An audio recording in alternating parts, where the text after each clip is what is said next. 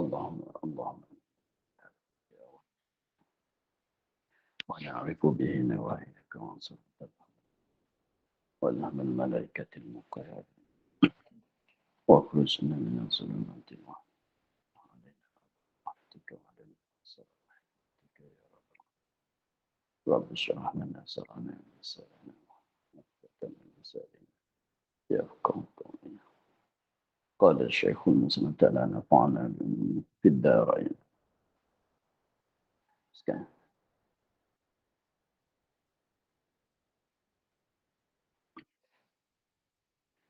syarat yang ketiga, mengetahui masuk waktu dengan yakin atau dengan zon. Yani masuk waktu pada zonnya. Maka tiada sah sembahyang orang yang tiada zon ia akan masuk waktu.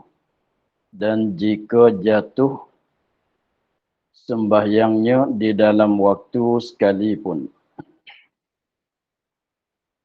Syarat yang ketiga daripada berapa semua? Daripada kesemuanya 8 perkara. 8 syarat. Syarat yang ketiga ialah mengetahui masuk waktu. Maknanya dengan yakin. Tahu kata waktu tu dah masuk, tahu dengan secara yakin.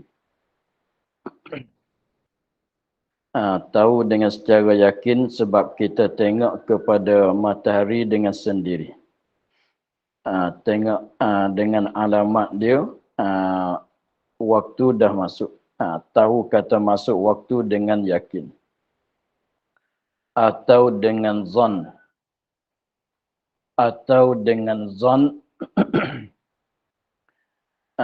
yani maknanya tahu, mengetahui masuk waktu tu dengan yakin, atau dengan zon, dengan secara yakin, atau dengan secara zon, yani masuk waktu pada zonnya, pada sangkaannya yang berat ialah waktu dah masuk, walaupun tak sampai yakin sekalipun. Kalau kita tengok kepada waktu, contohnya waktu zuhur. Waktu zuhur kita tengok matahari itu, kita tengok kepada bayang dia, tengok kepada matahari itu, bahwasanya matahari itu dah gelicir, dah zawal, dah gelicir. Maka itu yakin. Apabila jadi gelap tu, yakinlah katanya masuk waktu maghrib. Apabila kita tengok fajar sadiq dah naik, maka tahulah, yakinlah katanya waktu subuh dah masuk. Itu yakin. Tetapi kalau kita tak boleh tengok dengan matahari dengan sendiri, tak boleh tengok kepada matahari, tetapi kita buat kiraan dengan secara kita, maka itu duduk jatuh di peringkat zon. Contohnya bagi seorang duduk di dalam gua yang tak nampak cahaya matahari. Dia duduk di dalam gua, pintu gua tertutup, tak boleh nak keluar masalah. Maka dia nak tahu waktu masuk ke tak masuk tu dengan secara dia berzikir, dengan secara kerjaan dia. Biasanya kalau semenjak pagi sampai zuhur, dia berzikir boleh 20,000 zikir, atau baca Quran dapat 2 juzuk masalah, dapat 1 kali khatam masuk zuhur. Dia tengok dengan alamat gitulah, itu duduk di peringkat zon sebagaimana lagi akan datang. Cara nak yakin masuk waktu, cara nak zon masuk waktu, tahu dengan yakin, tahu dengan zon tu lagi akan datang. Cumanya sini tu nak bilang dulu. Cara mana nak yakin, cara mana nak jadi zon, mengetahui dengan yakin, mengetahui dengan zon, itu lagi akan datang dicerita. Cuma sini nak sebut syarat saja dulu. yakni masuk waktu pada zan, pada sangkaan yang beratnya, waktu dah masuk. Maka tiada sah sembahyang orang yang tiada zan akan masuk waktu. Tiada zan dan juga tiada zan sekurang-kurangnya. Zan pun tidak, yakin pun memanglah, sebab yakin tinggi pada zan, bawah pada yakin. Maka sekiranya kalau tidak ada zan dengan masuk waktu, dia katanya maka tiada sah sembahyang orang yang tiada zan, ia orang akan masuk waktu. Dengan maknanya dia sembahyang dengan agak-agak saja. Barangkali waktu zuhur dah masuk, matahari dia tak tengok, alamat dia tak tengok, maka agak-agak dianya barangkalinya waktu zuhur dah masuk, lalu tu dia solat. Ketika dia solat tu, kalau kira di dalam hati dianya, sekali rasa masuk, sekali rasa tak masuk, duduk dalam keadaan syak, masuk ke tidak, 50 masuk, 50 dah masuk tak masuk tu, maka sembahyang itu tidak sah. Dia kena bagi berat sangka, katanya waktu dah masuk, sekurang-kurangnya duduk tahap tu barulah sah sembahyang. Kalau agak-agak saja, barangkali waktu zuhur dah masuk, kalau dalam hati dia tu 50 lah masuk tak masuk, tidak ada berat kepada masuk. Kalau katanya ada berat kepada masuk, maka boleh nak solat. Maka kalau tidak ada zan dengan masuk waktu, maka sembahyang dia tu tidak sah. Dan jika nirayah pada kata tidak sah, tidak sahnya sehingga begini sekalipun. Dan jika jatuh sembahyang di dalam waktu, jika jatuh sembahyang yakni pada wakil. Jika jatuh sembahyang yakni pada wakil di dalam waktu sekalipun. Jadi contohnya kita nak sembahyang zuhur. Kalau orang tanya waktu zuhur dah masuk ke tidak, kita tak boleh nak buat keputusan. Masuk ke tak masuk. Tidak zon, bahkan rasa 50 masuk, 50 tak masuk. Maka kita pun sembahyang dalam keadaan syak begitu, masuk ke tak masuk, kita pun solat. Solat dengan tidak ada berat sangka, katanya waktu sembahyang dah masuk, maka sembahyang tu tidak sah semata. Walaupun sembahyang zuhur kita di dalam waktu sekalipun, jatuh di dalam waktu, contohnya kita katanya sekarang jam pukul 3, pukul 3 petang lah. Jam pukul 3 atau 2:30, kita hari ni tu tak nampak cahaya matahari. Sebab gelap nak hujan. Tak nampak cahaya matahari, maka dalam hati kita tu tengok-tengok tak nampak matahari, maka jam pun tidak ada. Jam pun tidak ada, maka kita pun dalam hati kita tu 50 masuk, 50 tak masuk. Dalam keadaan syak, masuk ke tidak. Lalu tu kita sembahyang. Padahal jam tu dah 2:30, artinya dah 3 dah. Dah pukul 3 dah. Tapi kita sembahyang pada waktu itu dalam keadaan kita syak, waktu masuk ke tidak. Maka sembahyang tu tidak sah. Walaupun dah jatuh, dah duduk di dalam waktu, dah jatuh dalam waktu sekalipun. Maknanya pada wakilnya sembahyang di dalam waktu. Pada wakilnya sembahyang di dalam waktu. Sekalipun tidak sah. Sebab tidak ada zan, sebab tidak ada yakin, tahu dengan yakin, sebab tidak ada tahu dengan yakin, tahu dengan zan, kata waktu tu dah masuk. Jadi di dalam bab ibadat ni, dia kira kepada apa al-ibratu fil ibadati bima fi nafsil amri wa bima fi dhannil mukallafi. Dalam kaedahnya, kaedah usul fiknya, al-ibratu fil ibadati bima fil waqi'i wa bima fi dhannil mukallafi. Adapun di dalam bab muamalat,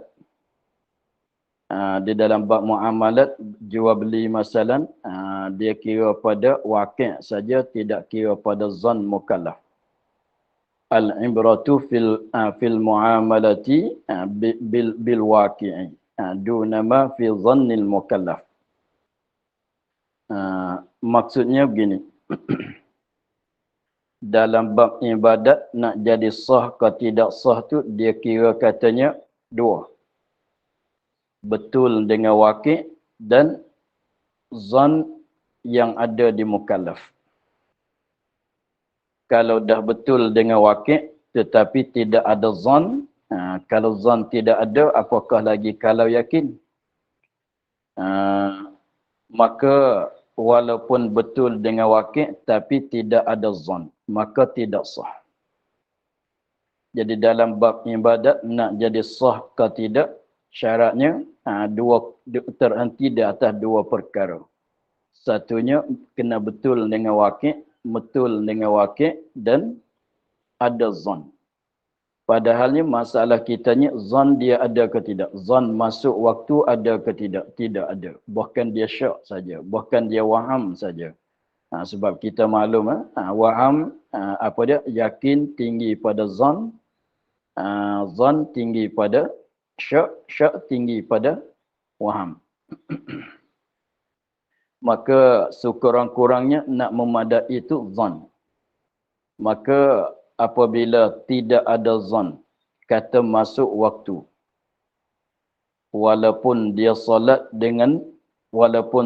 dia tu dah betul dengan waktu sekalipun, dah di dalam waktu sekalipun, dengan sebab tidak ada zan, maka tidak sah. Begitu juga kalau ada zan tetapi tak betul dengan waqi', maka tidak sah juga. Contohnya, jam pukul 12, dia kira-kira dengan alamat, dia kata pada sengkaan kaminya, pada sengkaan sayanya, saya dah berat seka katanya waktu zuhur dah masuk. Dia kira dengan jam dia, atau dia kira dengan zikir dia, dengan kijaan dia. Dia kira katanya, sekarang waktu saya zankan, berat sangka bahawasanya waktu zuhur dah masuk. Lalu tu dia salat. Dia sembahyang zuhur. Padahal pada waqi'nya waktu belum masuk. Walaupun dah ada zan, tetapi tak betul dengan waqi', maka tidak sah juga. Betul dengan waqi', tidak ada zan, maka tidak sah juga. Jadi nak kedua-dua. Jadi maknanya di sini, walaupun sembahyang dia dah di dalam waktu, kenalah, betul lah dalam waktu tu. Sebab dia pada waqi'nya dia solat zuhur pada jam pukul 2.30, pukul 3-nya begitu. Tetapi walaupun betul, tetapi dengan tidak ada zan. Dengan tidak ada zan, maka tidak sah. Sebab di dalam nak sah ibadat terhenti di atas dua perkara. Zan, mukallaf, dan betul dengan waqi'. Sekiranya terluput mana-mana satu daripada dua ini, maka ibadat itu tidak sah. Sama lah. Dalam bab puasa, kita rasanya hari ni, contohnya hari ni kita puasa Ramadan. Kita duduk seorang di dalam bukit. Dah tak tahu kata masuk Ramadan ke tidak. Kalau duduk kat kampung, kat bandar tu boleh tengok iklan. Kita duduk dalam bukit masalan, tak nampak anak bulan, tak ada dengar khabaran. maka kita pun hisap cara kita, zon kita bahwasanya hari ini adalah bulan 1 Ramadan. Kita pun puasa lah.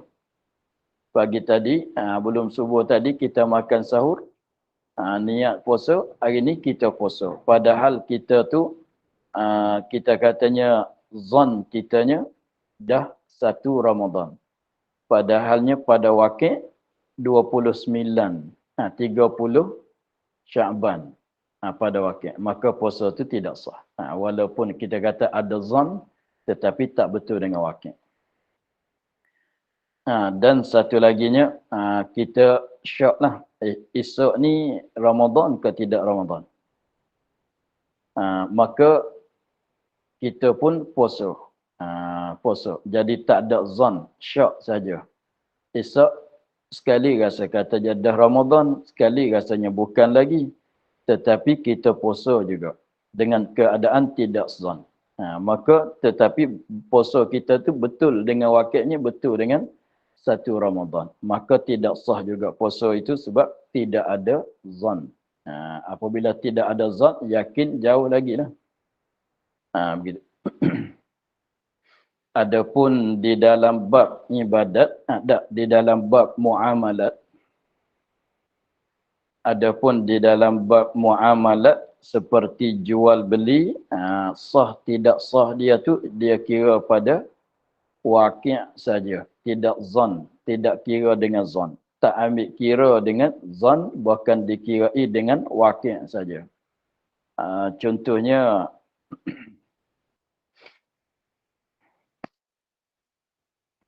di dalam bab jual beli, kita ada mutu sebuah di depan, letak abang kita tu, dia ada mutu sebuah. Abang kita tu dia ada mutu sebuah. Lepas tu dia nak, dia tak simpan kat rumah dia. Dia simpan kat rumah kita, mutu ni. Habis tu, kita pun tengok, mutu abang kita ni, letak dia tak simpan kat rumah dia, mari simpan kat rumah kita. Jadi rumah kita tak luas sangat. Jadi rasanya, nampaknya kena jual dah mutu ni. Nampaknya kena jual mutu ni. Jadi susah ni letak depan rumah kita. Nak lalu pun susah. Maka kita pun jual. Ketika kita jual tu, jual mutu, ingat kata mutu ni, mutu abang kita lah. Ingat katanya mutu abang kita lah kita jual. Kalau tilik pada zahirnya, pada sengkaan kita, pada yakin kitanya, bukan mutu kita, mutu abang kita. Tiba-tiba kita jual, maka kalau tilik begitu tidak sah. Sudah kita jual, sudah kita jualkan mutu itu, jual contohnya jual hari ini. Sudah kita jual, kita bagi tahu ke abang katanya, mutu saya dah jual. Tiba-tiba abang tu cakap katanya, mutu itu aku dah bagi kamu minggu lepas lagi. Aku bagi kamu, aku hadiah kamu, aku sedekah kamu pada minggu lepas lagi. Jadi maknanya pada wakilnya kita jual mutu siapa? Mutu kita. Maka sah. Walaupun kita jual tu ingat kata ni bukan mutu kita, mutu abang kita kan. Tapi pada wakil itu, apa dia? Dah jadi mutu kita. Maka betul dengan wakil dah jadi mutu kita. Benda yang milik kita, sahlah kita jual. Begitu. Jadi maknanya di dalam bab ibadat, tepat iktibar sah ke tidaknya, dua perkara ialah zon mukallaf dan betul pada wakil. Dalam bab muamalat, kira pada wakil. Sama juga kita katanya, apabila seorang lelaki dan seorang perempuan tu dia berkahwin. Dia nak berkahwin. Lepas tu, jadi termasyhur katanya dua orang ni, dua beradik bersusu. Termasyhur di dalam cakapan orang tu katanya dua ni, dua beradik bersusu. Atau dua beradik pada nasab. Tetapi kahwin juga. akad nikah juga. Selepas pada akad nikah tu nyata-nyata katanya tak kena mengena. Bukan dua beradik. Bahkan dua ni sekadar sepupu saja. Bukan dua beradik. Dah. Lepas pada akad nikah, belum pada akad nikah tu termasyhurnya begitulah. Termasyhur kata dua ni dua beradik nasab atau dua beradik pada susu. Dah. Tetapi nyata selepas pada akad tu ada seorang tu datang cerita katanya dua orang ni tak itu bukan dua beradik, tidak pada nasab, tidak pada susu. Bahkan dua orang ni sepupu saja. Dah sepupu saja, bukan dua beradik. Maka pada wakilnya menikah kahwin di antara sepupu sah ke tidak? Jawabnya sah. Dah. Tidak, bukan dia dua beradik pada nasab, bukan dia dua beradik pada susu. Bahkan sepupu. Maka sah. Walaupun ketika nak akad tu ingat kata dua beradik. Orang dah mengiling kata, macam mana nak kahwin dua beradik? Tapi akad nikah juga. Contohnya kita katanya dua orang ni duduk dengan sama dengan nenek. Seorang nenek masalah. Apa tu ibu bapa kedua tu dah meninggal sejak kecil lagi mereka kecil-kecil lagi. Jadi maknanya duduk dengan nenek semenjak daripada umur kecil lagi. Jadi dua beradik tu orang katanya dua lelaki perempuan tu orang kata dua beradik lah. Dah masyhur tapi pada wakilnya bukan dua beradik, bukan sepupu. Maka sah. Sebab dalam bab akad tu dia kira pada wakil saja. Zon tidak kira.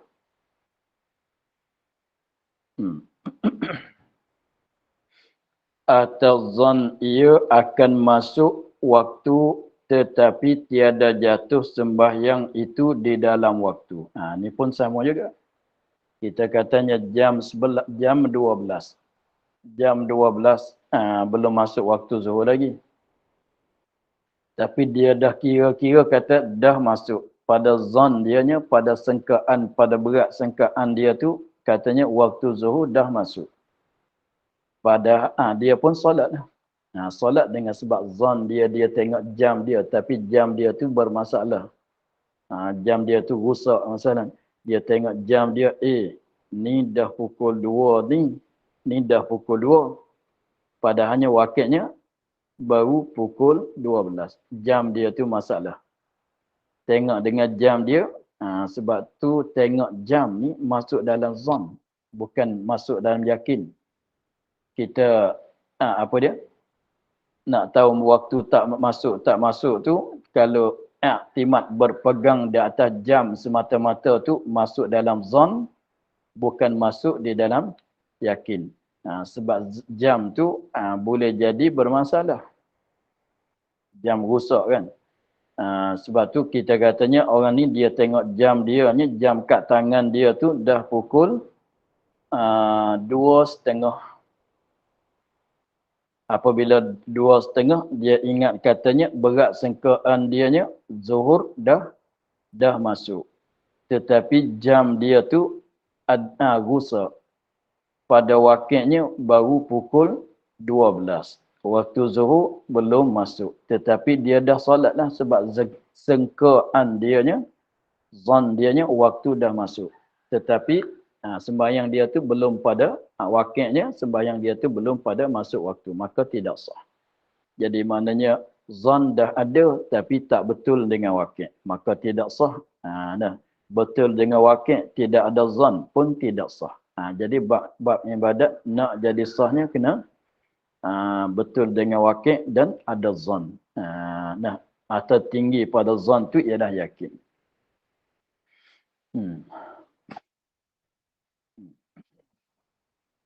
Syarat yang keempat. Mengetahui ia akan keadaan sembahyang itu fardu. Mengetahui ia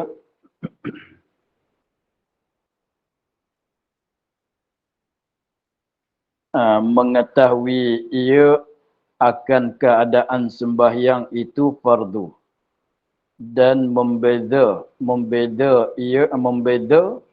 akan segala yang fardu daripada sunat. Syarat yang keempatnya, nak bagi sah sembahyangnya, dia kena tahu bahawasanya sembahyang yang dia nak sembahyang tu fardu ke sunat. Dia nak solat zuhur, masalan. Dia nak solat asar, masalan. Kena tahulah kata sembahyang asar yang dia nak solat tu fardu ke sembahyang sunat. Kalau tak tahu hukum, tidak sah.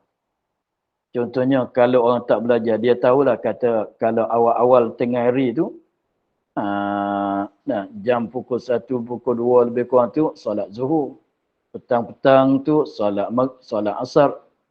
Lepas pada awal-awal malam tu, solat maghrib. Tengah malam sikitnya, ialah sembahyang isyak. Dekat-dekat belum pada nak naik matahari tu, sembahyang subuh. Dia tahulah kata nama sembahyang tu. Tetapi sembahyang zuhur tak tahu kata wajib. Tahu kata itu sembahyang zuhur. Tapi dia tak tahu kata wajib fardu ain. Petang-petang orang Islam solat asar. Dia tak tahu kata sembahyang asar tu adalah fardu, adalah wajib. Maka sembahyang dia tu tidak sah. Tidak sah tu kalau tak tahu. Ni orang Islam sembahyang, ni petang, sebelah petang orang Islam kena sembahyang. Lepas tu dia baru masuk Islam. Contohnya begitulah. Kalau tak tahu katanya sembahyang yang dia sembahyang tu apa hukum, maka tidak sah. Kena tahu. Yang sunat, ingat kata sunat. Yang wajib, tahu kata wajib. Begitu, barulah nak sah. Tapi biasanya kita dah tahu kan. Tetapi kalau orang tak belajar tu jadi tu cumanya tengok orang saja. Tengah hari orang Islam sembahyang namanya zuhur. Tapi tak tahu kata wajib tak wajib. Sebab setengah orang tu dia fikir raya orang Islam kena solat dah. Apabila raya orang Islam kena solat dah.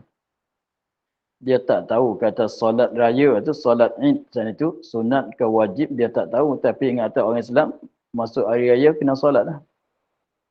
Maka itu tidak sah. Dia hari raya dia pergi solat. Dia tak tahu pun kata solat raya yang dia solat tu sunat ke wajib ke, dia tak tahu. Maka itu tidak sah. Kena tahu katanya adalah sembahyang ni sunat. Sembahyang ni fardu. Tengah pada syarat nak sahnya. Satu. Dan membedakan. Contohnya zal. Tambah titik. Membedakan. Membedakan zal. Bukan dal. Membedakan antara yang difardu daripada sunatnya. Jadi maknanya dalam perbuatan solat tu dia kena dapat membezakan yang mana sunat, yang mana fardu. Fardu tu rukun. Fardu tu rukun. Jadi maknanya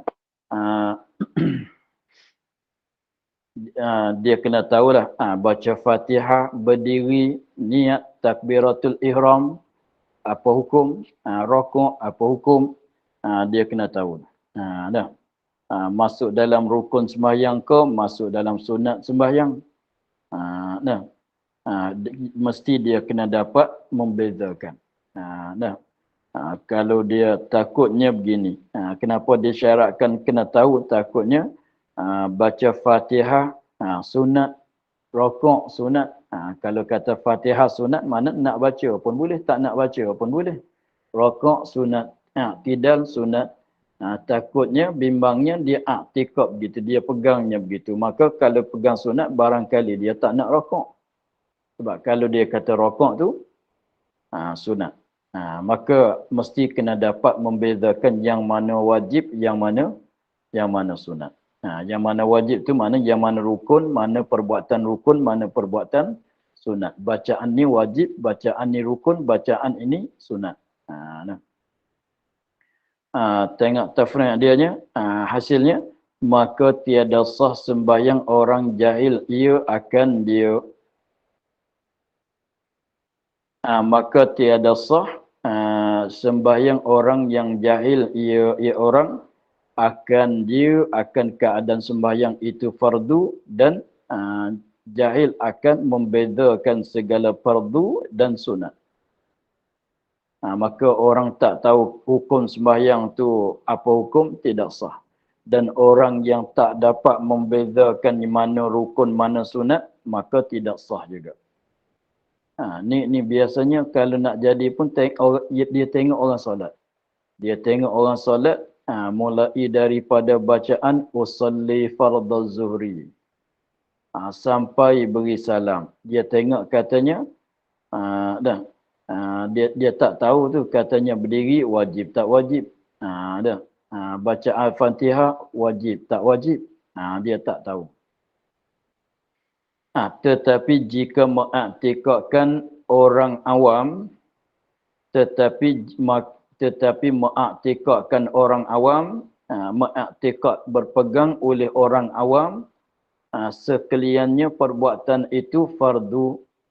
Kalau ia iktikad begini. Dia orang awam, bukan orang alim. Dia orang awam, bukan dia orang alim. Orang alim, orang ada pengetahuan tentang bab solat. Orang alim maknanya orang ada pengetahuan pada bab solat. Walaupun ilmu tak banyak sekalipun, walaupun orang tak panggil ustaz, tak panggil apa lagi dia pun, tapi dah tahu cara solat. Tu orang alim. Bukan boleh mengajar jadi ustaz. Tak mesti begitu. Mana ada pengetahuan tentang bab solat. Dia tahu katanya mana rukun, mana wajib. Contohnya kita tahu kan, apa dia rukun semayang, 13 boleh bilang, niat takbiratul ihram Fatihah, boleh bilang, itu mana dah orang alim dah tu. Dia tahu. Maka sekiranya kalau dia tu orang awam, lepas tu dia ingat katanya semua yang dibuat di dalam solat tu wajib ke semua. Wajib ke semua. Sebab tu mana dalilnya? Apabila dia rokok, dia tak baca subhana rabbiyal azim wa bihamdi. Dia tanya kita, saya solat, saya tak baca tasbih, sah ke tidak?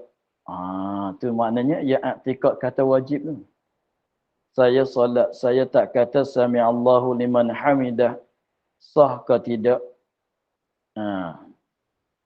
Setengah orang dia solat, habis solat dia solat balik. Kata, kenapa kau solat balik? Tadi saya solat subuh tadi tu saya tak baca kunut. Maknanya pada pegangannya kunut tu adalah wajib. Sebab tu dia terlupa nak baca kunut, dia semayang balik. Kenapa? Dia kata semayang saya tadi tidak sah. Kenapa? Saya semayang subuh tadi tak baca kunut. Terlupa. Artinya habis zuhur dia semayang balik. Kenapa kau solat balik? Sebab saya terlupa nak baca Rabbi Firli tadi pada masa duduk rakaat yang pertama. Kalau begitu maknanya dia Rabbi Firli dia tu di sedianya adalah wajib. Itu sah. Jadi mana kalau dia i'tikad bahasanya segala perbuatan bacaan yang dibuat di dalam sembahyang itu adalah rukun, adalah fardu ke semua, maka itu sah. Dia pegang kata usalli fardhu zuhri belum takbiratul wajib. Takbiratul ihram wajib, rukun dia kata. Apa dia? Niat rukun. Baca doa iftitah rukun dia kata, wajib kena baca. Tak baca tak sah sembahyang. Apa dia lagi? A'udzubillahi minasyaitonirrajim, rukun wajib. Tak baca tidak sah solat. Amin pun wajib dia kata. Tak amin tak sah solat. Surah pun dia baca. Kalau tak baca surah qul huwallahu masalan tak sah. Dia rokok tasbih dia baca. Dia katanya tak baca tidak sah, wajib kena baca. Semua dia kata wajib. Mulai daripada usalli sampai kepada assalamualaikum tu dia kata wajib rukun semua. Maka itu sah. Kenapa boleh sah? Sebab apabila dia pegang kata benda tu wajib, dia tak tinggal sama sekali. Dia buat ke semua. Maka dalam tu benda wajib dia buat, dia ingat kata kena buat, benda sunat pun dia ingat kata buat. Janji dia buat ke semua. Begitu. Tetapi jika sekali lagi, tetapi jika mengiktikadkan orang awam sekalian perbuatan sembahyang itu fardu, yakni wajib, rukun, atau setengah fardu dan setengah sunat dan tiada dibezakannya akan yang fardu tidak dibeza, mana tak boleh mengasingkan. Tak boleh nak membezakan, nak menentu kata yang ni fardu, yang ni sunat. Dan tiada dibezakannya akan tiada dibeza akannya akan yang fardu itu daripada yang sunat. Tak boleh nak membeza. Dan tiada mengiktikadkannya akan fardu yang tertentu akan sunat. Dia tak i'tikad kata yang fardu, yang rukun tu jadi sunat. Jadi masalah, tengok dia katanya sahlah sembahyangnya. Sembahyang dia tu sah. Pada masalah katanya dia dua masalah. Dia i'tikad kata semua perbuatan bacaan dalam solat tu rukun ke semua, wajib semua. Sah ke tidak? Jawabnya sah. Masalah yang keduanya, kalau dia tanya macam mana dalam solat tu mulai daripada usalli sehingga beri salam, dia katanya dalam banyak-banyak perbuatan solat, bacaan solat tu setengah tu rukun, setengah tu sunat. Dia jawab gitulah. Dia jawab gitu. Macam mana? Orang solat, benda-benda yang dibuat dalam solat, bacaan yang dibaca dalam solat, dia kata ada setengah wajib dibaca, dibuat, ada setengah tu sunat dibaca, dibuat. Habis tu kita tanya dia pula, yang mana wajib, yang mana sunat? Tak tahu. Tak boleh nak menentu. Lagi pulanya, selagi jangan dia jawab gini, Fatihah tu sunat. Jangan menentu gitu. Jadi sekadar katanya ada yang wajib, ada yang sunat. Tapi tak tahu mana satu wajib, tak tahu mana satu sunat. Maka dalam masalah ni ketika dia buat ke semua juga. Maka sahlah sembahyang dia. Bersalahan jika ada ia alim. Kalau orang tu orang alim. Bersalahan jika ada ia seorang tu alim, orang yang tahu dengan syarat rukun, fardu rukun, fardu atau rukun artinya sunat, dan sunat dia tahu, dia belajar bab solat, dia dah tahu katanya, dia dah belajar katanya, dia dah tahu katanya rukun sembahyang ialah takbiratul ihram dan niat dan baca Fatihah dan berdiri bagi orang kuasa, rokok, rokok, tidak sujud, duduk, begitu, tamak ninah, dia tahu, tetapi dia belajar lain, dia pegang lain. Dengar katanya, yang ustaz saya ajar katanya Fatihah tu wajib, itu salah, yang betulnya sunat. Pegang kata sunat dia. Yang ustaz saya ajar saya katanya rokok tu wajib, itu salah, yang betulnya sunat. Padahal dia dah belajar kan. Dia katanya Fatihah ni, contoh dia katanya rokok tak wajib, sunat. Yang ustaz saya ajar kata wajib tu salah. Tengok orang solat jenazah tak rokok. Kalau kata wajib, macam mana orang solat jenazah tak rokok? Sah. Pandai dia. Dia katanya sujud pun sunat. Sujud pun sunat, tak wajib. Tapi ustaz saya ajar kata sujud tu wajib. Padahal yang betulnya, dia fikir sendiri dia tu. Yang betulnya, sujud itu sunat. Sebab kalau tak sujud pun sah sembahyang. Sebab sunat. Tengoknya orang sembahyang jenazah. Rokok tidak. Dia kata yang wajib sekadar berdiri, takbiratul ihram, niat, ada dia kata. Dia adu dia antara sembahyang jenazah dengan sembahyang zuhur ni. Niat takbiratul ihram wajib, baca Fatihah wajib, berdiri wajib. Lain pada tu sunat ke semua. Dalilnya orang solat jenazah tak buat rokok, tak buat i'tidal, tak buat sujud, tak buat tahiyat. Dia pegang kata, tapi dia belajar dah tahu, orang dah cerita kat dia kata benda tu wajib kan. Tapi apabila dia kira balik, rokok tak wajib. Nah, kalau wajib, orang solat jenazah tidak sah sebab dia tak rokok. Maka nak cerita kata dia orang alim, dia dah tahu kata wajib, benda-benda yang wajib, tapi dia ubah i'tikad jadi kata sunat. Takut tak faham macam mana orang alim, tapi salah i'tikad. Dia pandai-pandai sendirilah. Orang dah belajar kitab Munyatul Musalli masalah, katanya rokok wajib, i'tidal wajib. Dia fikir ini salah ni. Kalau wajib, kenapa orang solat jenazah tak rokok? Tapi sah semayang dengan tak ada rokok. Semayang jenazah dengan tak ada rokok. Dia kata, itu yang betulnya sunat. Sebab tu di isi saya, rokok adalah sunat. Jika ada bersalahan, jika ada ia alim, orang alim, orang tahu dengan bab solat, maka tiada sah, maka tiada sembahyangnya.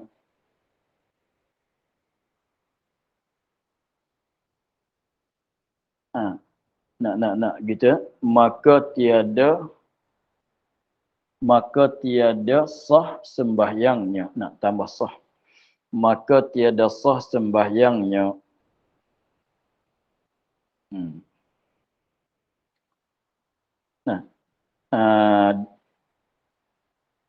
Inilah yang dinakalkan Imam Ghazali. Maknanya tiada sah sembahyang dia kalau dia orang alim. Yang dinakalkan Imam Ghazali. Dan yang disahkan oleh Imam Nawawi di dalam Majmu'. Yang ditashihkan oleh Imam Nawawi di dalam kitab Majmu'nya.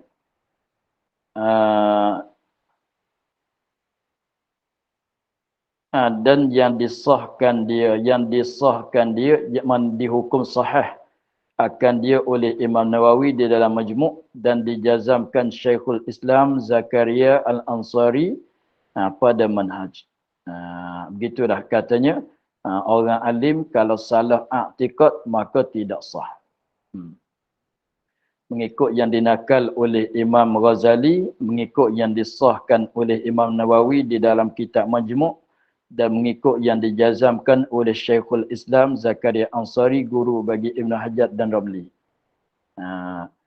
Dan maka dirajihkan oleh Asnawi, dan yang dirajihkan oleh Syekh Ibn Hajar di dalam Tufah, sah sembahyangnya sama ada orang awam atau orang alim. Maknanya, kalau orang awam pun sah macam tadi, orang awam, dia i'tikad katanya semua dia i'tikad katanya di dalam perbuatan semua tu solat tu, semua yang dibuat tu solat, dalam solat tu wajib ke semua. Dia tahu kata sunat. Dia tahu kata sunat. Dia tahu kata yang ni sunat, yang ni wajib, yang ni sunat, yang ni wajib, tetapi pasal i'tikad dia i'tikad kata wajib ke semua. Padahal dia orang alim. Artinya dia orang awam, maka sah ke semua. Jadi maknanya di sisi Asnawi dan yang dirajihkan oleh Syekh Ibn Hajar dalam kitab Tufah, dia tak tilik kepada orang tu orang awam, tak tilik pada orang tu orang alim. Kalau orang alim pun kalau dia i'tikad, kata semua tu wajib, maka tapi salahlah. Salahlah i'tikad gitu, tetapi dia buat ke semua, maka itu sah. I'tikad salah, kata semua mulai pada usalli sampai assalamualaikum tu, wajib ke semua, itu salahlah i'tikad. Tetapi semayang dia sah. Itu mengikut yang dirajihkan oleh Imam Asnawi dan Syekh Ibn Hajar dalam kitab Tufah. Begitulah. Kemudian katanya syarat yang kelima, suci daripada hadas besar. Wallahu a'lam. Alhamdulillah rabbil alamin. أعوذ بالله من الشيطان الرجيم بسم الله الرحمن الرحيم الحمد لله رب العالمين والصلاة والسلام على أشرف الأنبياء والمرسلين وعلى آله وصحبه أجمعين اللهم افتح علينا فتوح العارفين ونور قلوبنا بنورك الكريم واجعل أعمالنا خالصة لوجهك الكريم اللهم إنا نستودعك ما قرأناه وما خفناه وسمعناه وردد علينا وافتح جميعنا سبحان ربك رب العزة عما يصفون وسلام على المرسلين والحمد لله رب العالمين. Terima kasih Baba. Assalamualaikum. Terima kasih Baba. Terima kasih. Terima Terima kasih kasih Baba. Baba. Assalamualaikum. Terima kasih Baba. Terima kasih Baba. Assalamualaikum. Terima kasih Baba. Assalamualaikum. Terima kasih Baba. Assalamualaikum. Terima kasih Baba. Assalamualaikum. Assalamualaikum warahmatullahi wabarakatuh. Waalaikumsalam. Waalaikumsalam.